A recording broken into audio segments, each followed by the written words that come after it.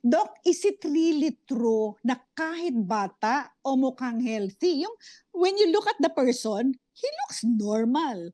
But Yes. yun pala, meron po palang heart disease. Go ahead po. Yes, actually, may cases talaga na this kahit gaano ka healthy, uh, kahit gaano ka kaganda yung lifestyle that you're observing, may some cases talaga that can still be there's some people that can still be affected by heart diseases. So doon na pumapasok yung genetics ng patients natin mismo. So may mga patients na kusa talaga na kahit mag-iwas sila sa lahat ng bawal, lahat ng mga masasamang mga pagkain, halimbawa, pwede pa rin sila maapektuhan ng heart disease kasi may genetic problem pa rin naman na may genetic risk na nag-underlie that could increase yung chances nila. So, yung ibig sabihin na hindi porket may genetic risk ka, malaki yung hindi porket may genetic risk ka magkakaroon ka agad ng heart disease. It just puts you at risk of developing heart disease in the future. So, it would all depend pa rin on proper screening, medication, and yung lifestyle pa rin talaga. Yun doon nakadepende pa rin talaga yung main preventive measures natin. Okay.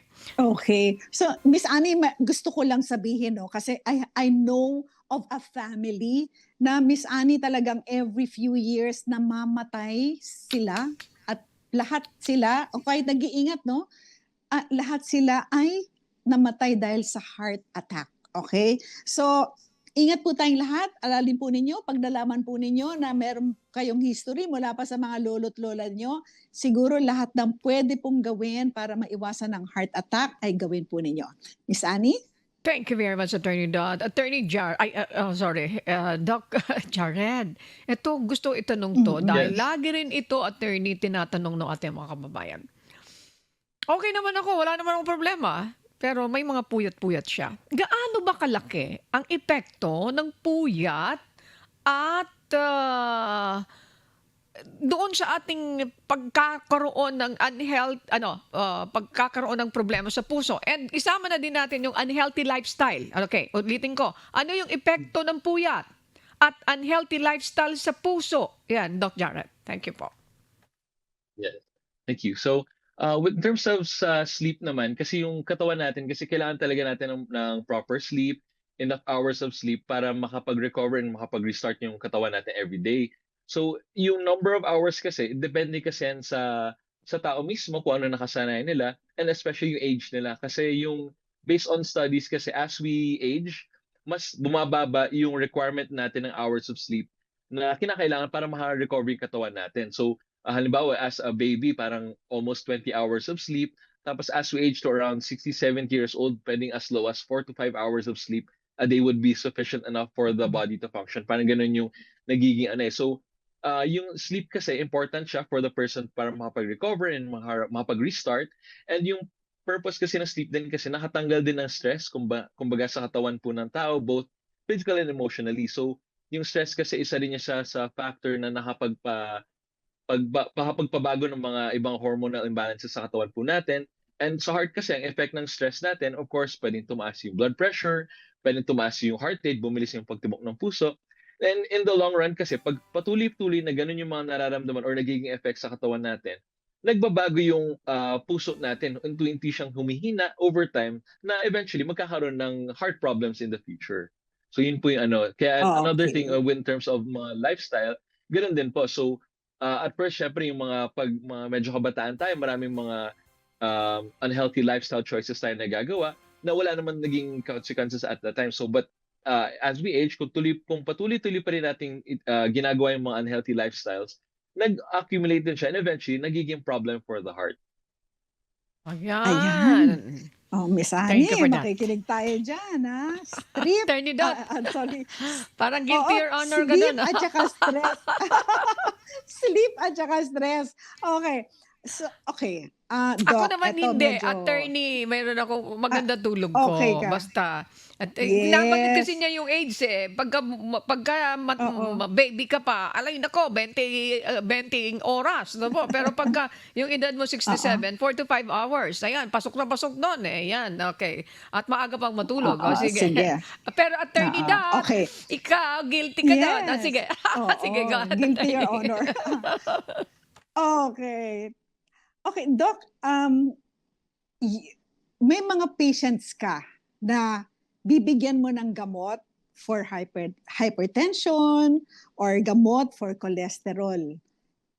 If for instance, si Miss Annie, binigyan nyo ng gamot, okay, for hypertension or cholesterol, okay po ba na itigil ni Miss Annie kapag feeling niya okay na po siya? Very good question. Sige, Doc. Mhm. Yes, actually, very good na tinanong niyo din kasi common talaga siyang practice sa mga Filipinos na pag umokay ang pakiramdam, wala na silang iniinom, ayaw nila uminom ng gamot. So, I understand din naman where they're coming from kasi may mga side effects pa rin yung mga gamot na naiinom long term. Pero we have to understand na yung mga doktor naman natin, hindi naman sila basta-basta nagbibigay ng gamot na makakasama sa pasyente.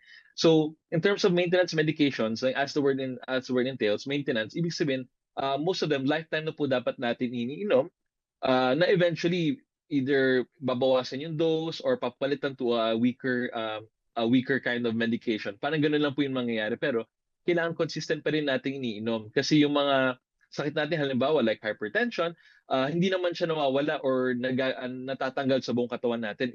Kahit gano'ng kadami tayong ininom na gamot, nakokontrol lang natin yung mga ganong klaseng sakit. So, kailangan habang buhay natin iniinom yung maintenance para tuluyang makontrol yung symptoms natin.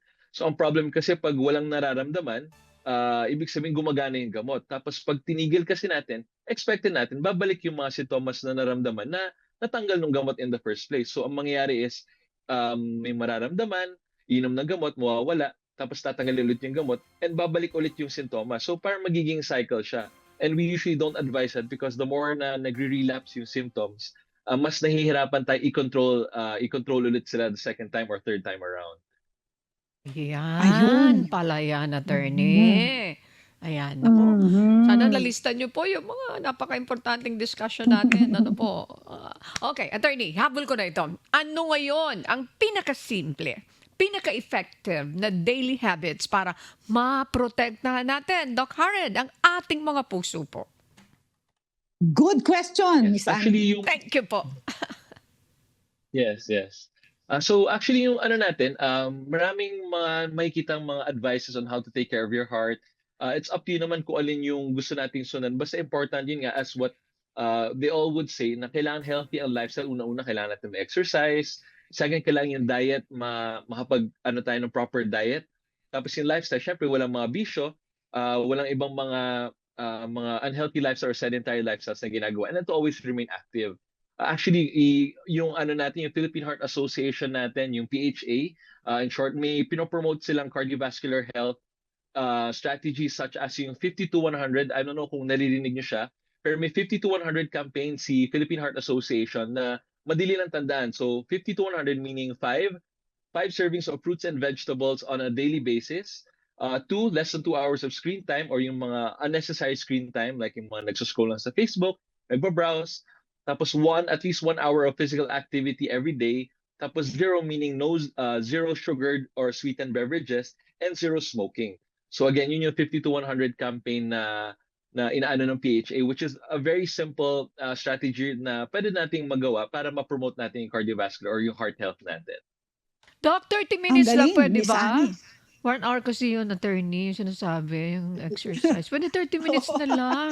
Naku, sige. Tumatawad ka Pwede pa, naman, ha? pwede naman siya chop-chop na 30 minutes sa umaga, 30 sa gabi. Pwede Oh, naman. wow. Very So, good. Okay. Like it. Okay, sige.